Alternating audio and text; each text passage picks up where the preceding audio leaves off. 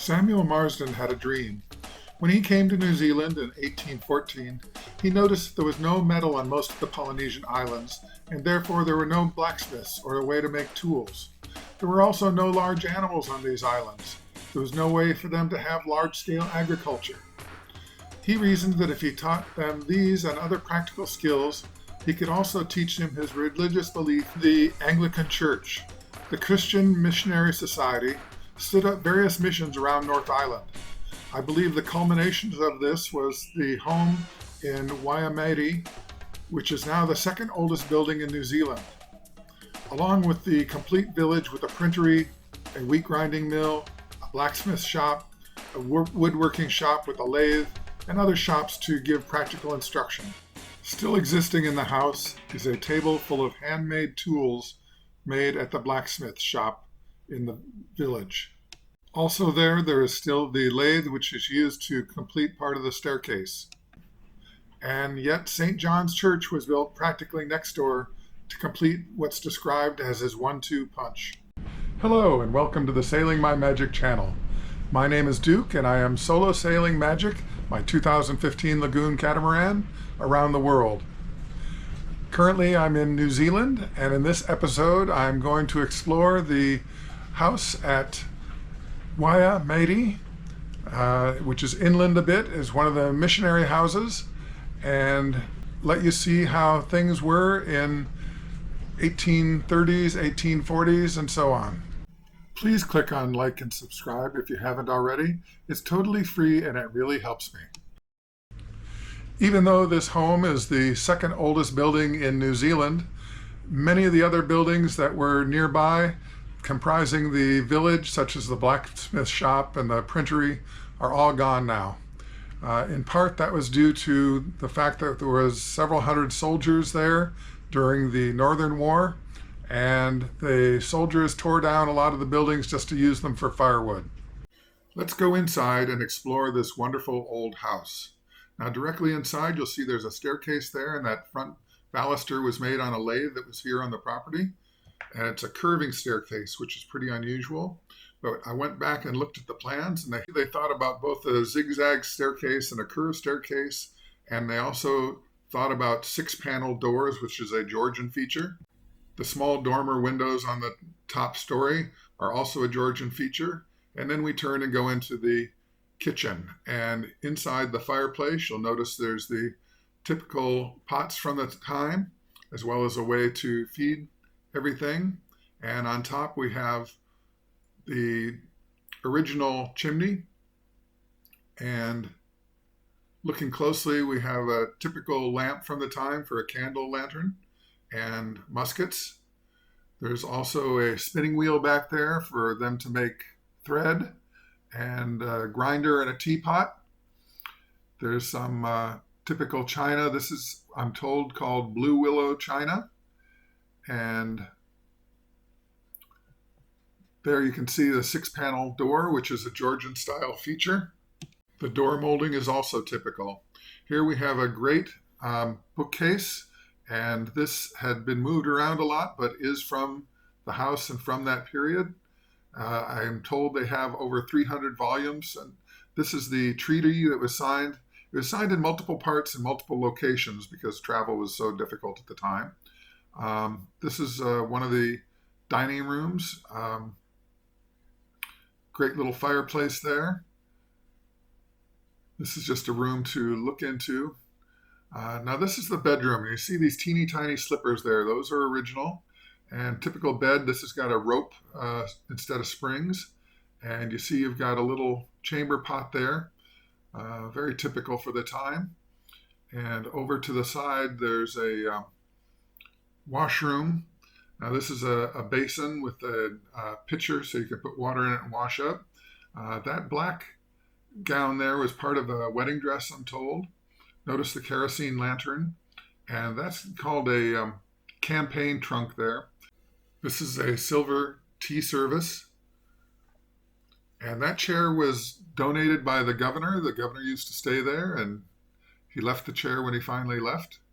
Notice again the library of books and the beautiful fireplace and lounge. This is one of the other beds. Um, Another campaign chest. This one has all the original handles and everything. And that's the kind of chest they would bring on the ship there.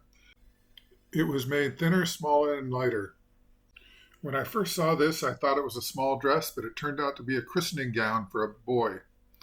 And this is a set of tea set from the King family who came over with Reverend Marsden and the first ship in 1814. And he served in several different locations in New Zealand. This is the original schoolhouse back before it was torn down. And this is a beautiful magnolia tree. It's huge. There's all sorts of fruit trees and other trees that were brought in here. And you can see by this the terrific view here, but some of the other trees, but it's right next to the cemetery. This is the entrance to the church and graveyard. It also shows the burial for soldiers wounded in the Northern War, and this poor unfortunate was accidentally shot by a comrade. Here's the Cook family. Cooks are quite prevalent in here. I don't know if it's from Captain Cook, but I suspect some of them are. William and Roseanne.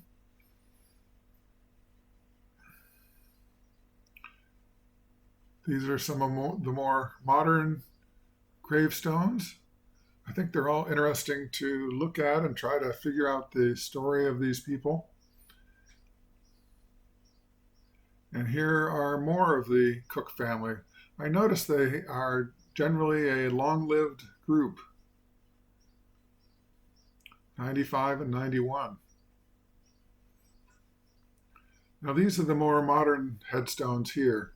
They group the families together, but don't generally go in for the big stones like earlier. This is kind of a well-known burial. It's one of the Maori chiefs, and unfortunately I couldn't read it well enough. I don't want to spell it wrong, so I'll just leave it at that. Now this is another Maori, died in 1907 at the age of 36, but I couldn't make out more of it because it's not readable. This is the King family. You got William and Susan, as well as other family members. Remember that china set inside the house? This would be from that family. I don't know why they put Dummy on here. I don't know if he was a mute or that was his nickname.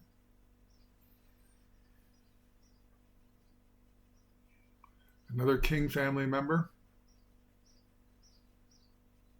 It's a very nice cemetery. Has a lot of history to it. A beautiful vista. Then we get to the church itself, St. John's Episcopal Church or Anglican Church. That's the baptismal font near the entryway. These are candlestick holders of a very old kind.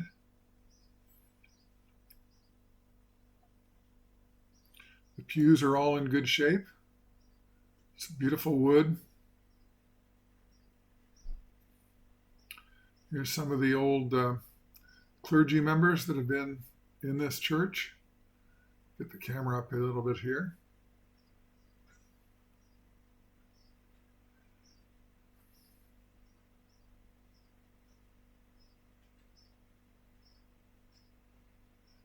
And when you go down the aisle, I noticed these little cushions and I had to take a closer look. They're all hand embroidered and there's one on every pew.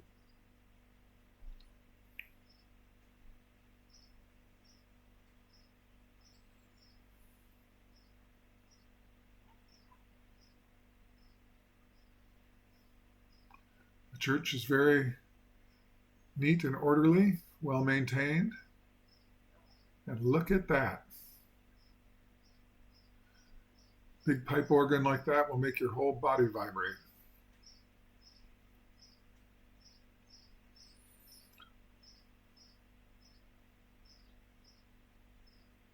That was the pulpit.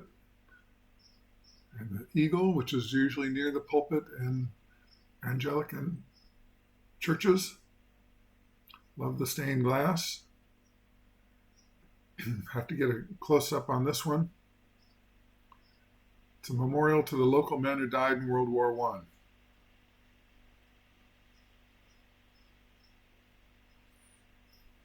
A memorial to Maria Manning, died in 1892. Please click on like and subscribe if you haven't already. It's totally free and it does actually help me with the YouTube algorithm. And now it's time for the Sailor's Delight, the Sundowner. Go forth and enjoy.